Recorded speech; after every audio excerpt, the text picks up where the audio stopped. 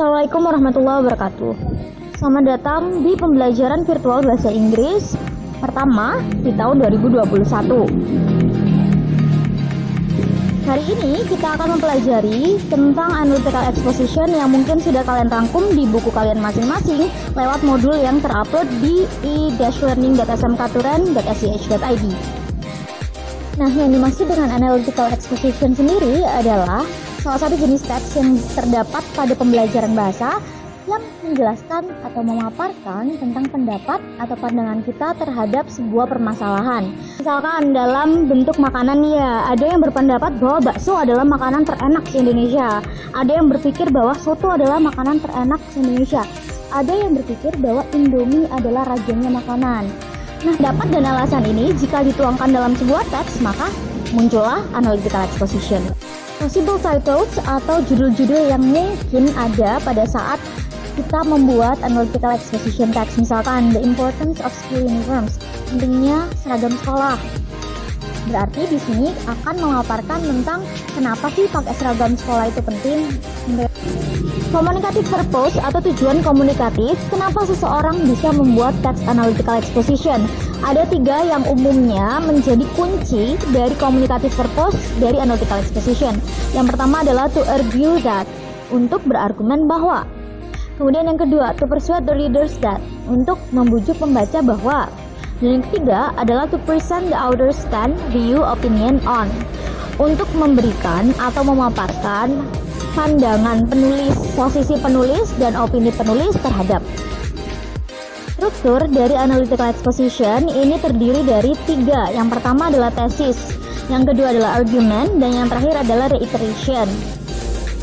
Di rangkuman yang sudah kalian tulis, sudah banyak sekali catatan tentang structure. Jadi, thesis ini adalah bagian pembuka dari analytical exposition. Tes ini umumnya terdiri dari 3 hal. Yang pertama adalah hook atau pengambil perhatian pembaca.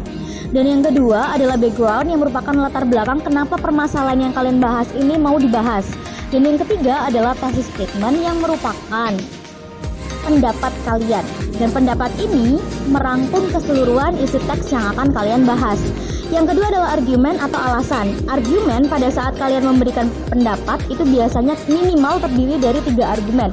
Yang mana 3 argumen ini kemudian akan dituangkan pada paragraf yang berbeda. Jadi semisal kalian punya 5 alasan kenapa kalian memiliki suatu pendapat, maka akan ada 5 paragraf dari argumen ini.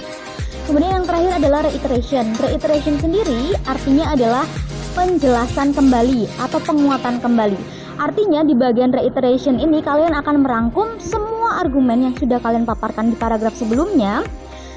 Dan di sini langsung ditutup. Kalian tidak perlu memberikan saran kepada pembaca karena fungsinya analytical exposition bukanlah untuk mempengaruhi pikiran pembaca.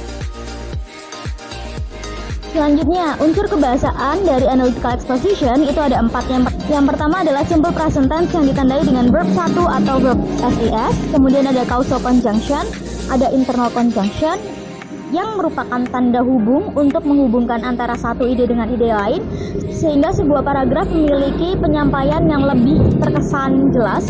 Dan yang terakhir adalah evaluative word atau kata yang menunjukkan sebuah kualitas, misalkan penting, important, dangerous, bahaya. Berikut adalah contoh dari analytical exposition. Paragraf pertama namanya adalah thesis.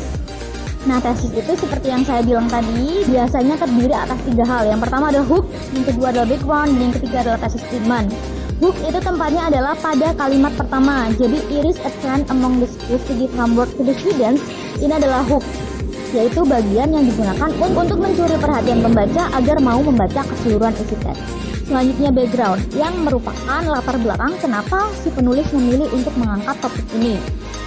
Selanjutnya, di bagian akhir dari paragraf tesis adalah thesis statement, yang mana di sini penulis akan memberikan pendapat dia terhadap sebuah topik dan pada saat yang sama dia harus bisa merangkum keseluruhan isi teks yang akan dia bahas.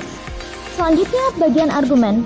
Di sini bisa kalian lihat sendiri bahwa ada 3 argumen yang dipaparkan oleh si penulis terkait kenapa sih mengerjakan PR itu penting. Nah, setiap alasan yang dipaparkan oleh si penulis ini kemudian diberikan kalimat penjelas, sehingga alasannya yang 3 tadi dibagi menjadi 3 paragraf terpisah. Kemudian struktur terakhir adalah reiteration atau pengulangan kembali. Bisa kalian lihat di sini, 3 mention points clearly show that homework is essential for the students. Bahwa 3 poin yang telah disebutkan dengan jelas menunjukkan bahwa mengerjakan PR itu penting bagi siswa. Jadi di situ kita hanya merangkum apa yang sebenarnya sudah kita bahas. Tidak boleh ada kalimat lain, boleh sih, tapi tidak boleh ada unsur membujuk agar orang melakukan tindakan tertentu. Kenapa? Karena pada saat kita membujuk orang untuk melakukan sebuah tindakan tertentu, maka teksnya akan berubah dari analytical exposition menjadi hortatory exposition. Nah, sekarang tugas kalian akan saya bagi menjadi 2 bagian. Yang pertama adalah tugas kelompok dan yang kedua adalah tugas individu.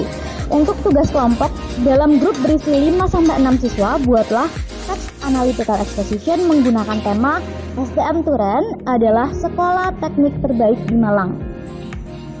Kemudian untuk tugas individual, silakan kalian baca kembali sampel teks yang sudah saya tayangkan sebelumnya, kemudian jawablah beberapa pertanyaan berikut. Itu ada 4 pertanyaan yang harus kalian jawab. Akhir kata, jika ada yang perlu kalian tanyakan, silakan ditanyakan kepada guru masing-masing. Terima kasih. Wassalamualaikum warahmatullahi wabarakatuh.